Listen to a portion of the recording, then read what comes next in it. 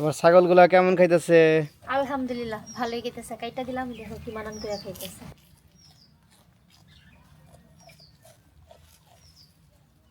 ভালোই তো খাইতেছে না? হ্যাঁ। আসসালামু আলাইকুম, আশা করি সবাই ভালো আছেন। তো জুই আজকে দুইটা ছাগল নিয়ে আসছে। তো আপনারা অনেকেই কমেন্ট করেন যে আমাদের বাড়িতে নাকি প্রচুর পরিমাণে ঘাস, দু একটা ছাগল অথবা গরু পোষাই যায়। তো আমাদেরও মন চাই একটা ছাগল পুষতে, একটা গরু পুষতে। আসলে ছাগল আর গরু কিন্তু পুষতে হলে বেশ কিছু টাকা লাগে, সেই টাকাগুলো কিন্তু আমাদের কাছে নাই। আপনারা হয়তো ভাবতেছেন যে এতগুলা ঘর করছেন, এই ঘর না করে ওই টাকা দিয়েই দু একটা ছাগল অথবা গরু কিনা যায়। আসলে আমি যেগুলা ঘর করছি আপনাদের অনেক ভিডিওতে কিন্তু বলেছি যে এই ঘরের টিন, ইট এবং খুঁটি আমি বাকি করে করা হয়েছে। আস্তে আস্তে এগুলো শোধ করছি। আর গরু এবং ছাগল কিনতে হলে কিন্তু নগদ টাকা ছাড়া কিন্তু কেনা যায় না, এগুলো কিন্তু বাকি টাকায় হয় না। তো আমি গ্রামের মধ্যে অনেক বাড়িতেই বলে রাখছিলাম যে যদি ছাগল হোক গরু হোক যদি একটু পোষানি দেয় সেই ক্ষেত্রে আমরা নেব। তো অনেক দিনই হয়ে গেল পোষানি পাই নাই। তো আজকে দুইটা ছাগল আমরা পাইছি, দুইটাই কিন্তু পাটি ছাগলের বাচ্চা।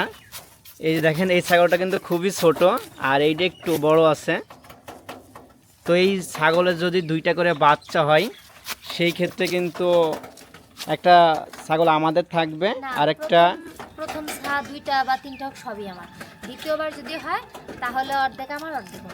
না, মানে একবার যখন পুষবো মানে একবারই, আমরা তো দুবার যদি না পুষি তাহলে সেই ক্ষেত্রে নিয়ে নেবে। নিয়ে নেবে আর একটা ছাগলদের বাচ্চা থাকবে না। না, প্রথমবারই যদি নিয়ে নেয় ছাগল হওয়ার মানে হওয়ার পরে দুই বাচ্চা হলে তিন বাচ্চা হলে ওটা আমারই থাকবে। ওরা যদি ছাগল নিয়ে নেয় নিয়ে নিতে পারবে। ও তাহলে বলছে, তোমাকে বলে দিচ্ছে? হ্যাঁ, এরকমই। হ্যাঁ, আমি কিন্তু অন্যটা বুঝি।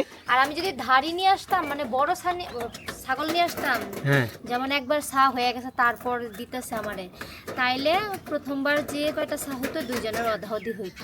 আর যেহেতু এটা একেবারে ছোট, এগুলো পুইস আমার বড় করতে হইব, তারপর ডাক আসলে দেখায় তারপরে এই জন্য প্রথম বেয়ানে যা হবে সবই আমার। তো এই ছাগলগুলো কিন্তু খুবই ছোট, এগুলো বড় করতে অনেক সময় লাগবে।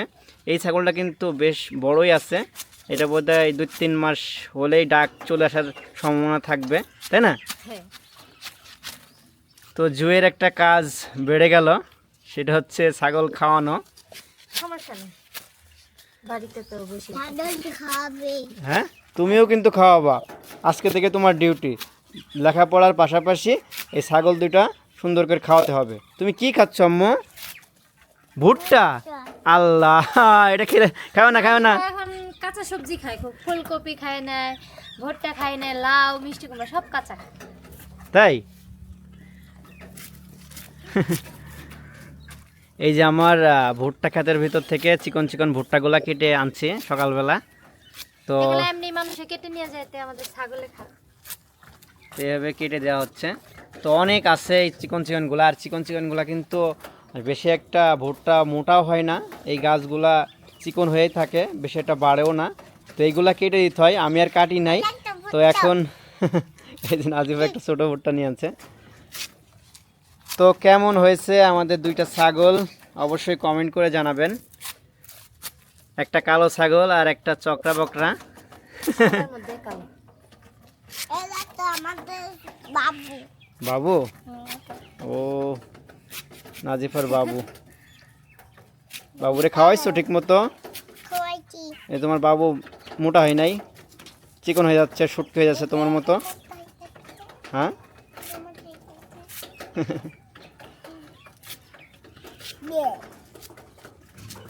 তো আরেকটা গরু আমরা পোষানি নেওয়ার চিন্তা ভাবনায় আছি, যদি পাই নিয়ে ফেলবো।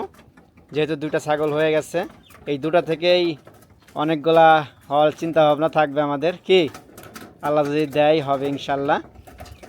তো ছাগলগুলা কেমন হয়েছে অবশ্যই কমেন্ট করে জানাবেন। তো আজকের ভিডিওটা বেশি একটা বড় করব না, এখানেই শেষ করে দিতে যাচ্ছি। তো সবাই ভালো থাকবেন, সুস্থ থাকবেন। আল্লাহ হাফেজ। ঠিক আছে, আল্লাহ হাফেজ।